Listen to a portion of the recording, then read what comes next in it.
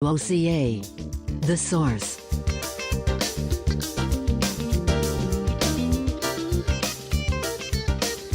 Welcome back to Ocala Talks. On a Wednesday, tell you I have a dreaded appointment that I'm having to do later today. After the show, I have to go. A recall came on my Cadillac, and I have to go get it fixed with the recall, and they say it's going to take about 2 to 3 hours. So I'm really allotting about 5 hours for it. I'll be honest with you. Not looking forward to it, but hopefully they get the problem fixed. Hey, I did get an email from a listener during the break that said, Tom, you're being naive. If the money's there for the study, the money's already there to build the road. No, that's not how this works. I promise you there's no money being allotted to build this road. The only money, because they're not going to allot money they're not going to use, because then they wouldn't be able to do it again. And they don't know whether they're going to extend this or not, or whether there are other viable options. That's what this study is going to decide. There is no backroom deal that, hey, we already got the money approved. We just need to make this study look good so we can go ahead and do it. That's not how it works. There is no money allotted past this study, period. There may be, depending on what legislatures think of this study. They may approve money to extend the turnpike. They may approve money to join the Suncoast Parkway and the turnpike together, take it up 19. Who knows? This study is why they're doing it. But for people to put out there that, you know, they're going to build a road right through your house in the next week and a half, that's not going to happen. They're not going to start bulldozing woods. They're not going to start bulldozing horse farms. They're not going to start bulldozing houses anytime soon, if ever. It's just an impact study to see what the impact would be if they chose to extend the turnpike, if they chose to extend the Suncoast Parkway. You do these studies to find out whether it's needed to be done or not. There are hundreds of studies done every year that are funded by the legislature of the state of Florida that you never hear about because they never get past the study. This could be one of those projects, but it's just so grating on people that there's a chance this road could come through their house or their yard or their property, that they're in up in arms over this study. And I understand that you need to go out and make your desires known to your politicians and to the FDOT during this study that no, we don't want that. That's part of the study. The DOT finding out where the least, it's like the DOT is like running water. It finds the least path of resistance that still makes sense with what it's trying to accomplish. Believe me, it doesn't want to come through your horse farms or your property and have to face years and years of legal wrangling before the first piece of asphalt can be laid. They're going to try to find, through these studies, the path of least resistance. That's only smart. That's smart. So while, yes, you should be concerned about what this study is going to show, and you should let your opinion be known on how you feel about the roadway coming through your area, do not think for a minute that it's coming through your area in 2022 or 2023. It's not. It won't even, if they even give this money the jump off, if they even give money to this project for a jump off, it's not going to get started, I promise you, till 2029, 2030 at the earliest. And hell, you may by that time there be so much population here, you've already sold and moved anyway. Who knows? But just because they put money into this study does not mean the money's already been approved for the roadway. The money would be approved for the roadway if they agree with the study or whatever the study tells them. Then they will do the roadway if it's feasible. This study may say it's not feasible to extend the turnpike. It may be more feasible to expand 75. It may be more feasible to turn 44 into a toll road and build a bypass around Inverness with 44 to where it hits 19 and make 19 a toll road. They're already in existence. They're already 4-laned. That may be an option. That's what these studies are for, people. to find out what the options are. So the money's not already earmarked for the roadway just because there's money for the study. You're wrong. The person that emailed me, you're wrong. That's not how this works.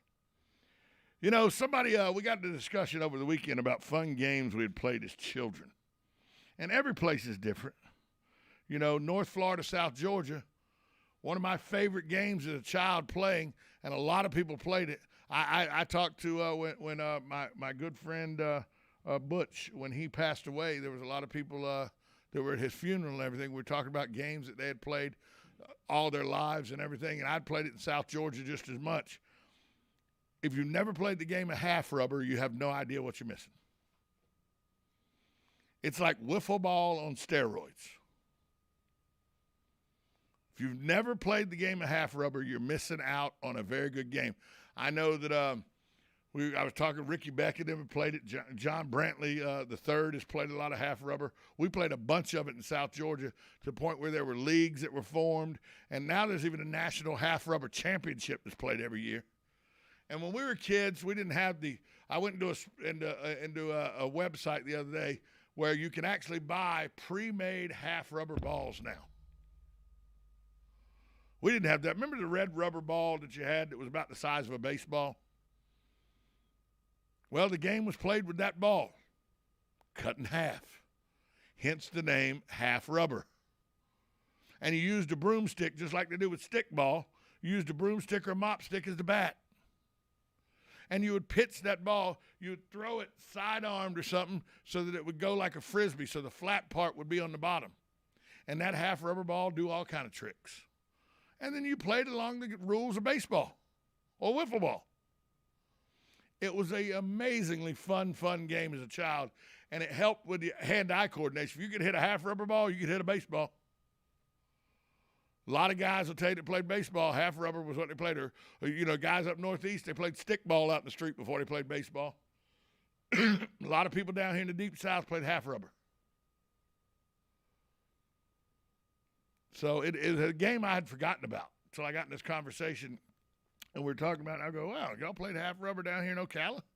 I thought we just played it in South Georgia, and then I started doing research on it. It was played all over the South. Very easy to play. You didn't have to have gloves or anything. You had to have a broomstick or a mop stick and a red rubber ball you could cut in half. And now you don't even have to have that. You could buy the pre-made rubber balls, so they're cut. They're the same. They're uniform. Back then, if you cut the ball one way, one piece would be bigger than the other piece. But it reminds me of games. You know, one of my favorite games, board games when I was a kid, was a game of Risk. An amazingly fun game. Now, a game that came out when I was 15 years old that I made a living out of, basically. I've made a living out of it now for almost 20 years. That's the game of Trivial Pursuit. I host trivia around town. Had a very successful trivia night last night at Crazy Cucumber. But Trivial Pursuit's always been a love of mine. But, you know, it's just fun to think about the games you played as a child that may not be games that are played all over the country. They were just, you know, games that were in your area. 622-9622 is the number to call. Did you have any games like that? Like, I know that this game existed. I was never allowed to play it because I was too rough. But I know a lot. I've talked to people that have no idea what Red Rover ever was. And that was one of the best childhood games ever. I couldn't get to play it because I'd play it one time and then the kids would quit. They didn't want to play with me anymore. But that's because I was, you know, a mean child who thought winning at all costs was the right way to do things, which it is not, by the way.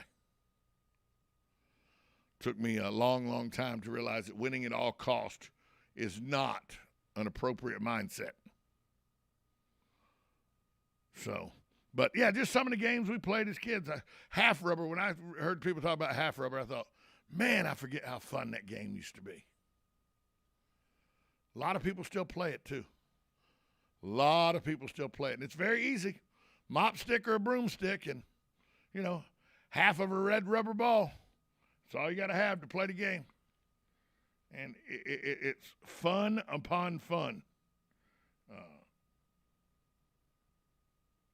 But, you know, countless hours of my childhood was spent playing half rubber. And it seems like a lot of guys around here played the game too. When I were talking to them at my buddy Butch's wake, a lot of those guys played half rubber as well. We'll take a break, come back and wrap up a Wednesday edition of Ocala Talks, January 5th, 2022. We're well into the year now, folks. Before too long, we'll be talking about 2023. This is Ocala Talks, 1370 AM, 96.3 FM. This is WOCA, The Source. You're getting ready to move and you work hard. That's why you call Two Men in a Truck, 352-289-0666. You need pros. Trained professional moving experts to do the heavy lifting for you. That's why you call Two Men in a Truck, 352-289-0666. They care about your things as much as you do, and they do it fast and right. That's why you call Two Men in a Truck, 352-289-0666.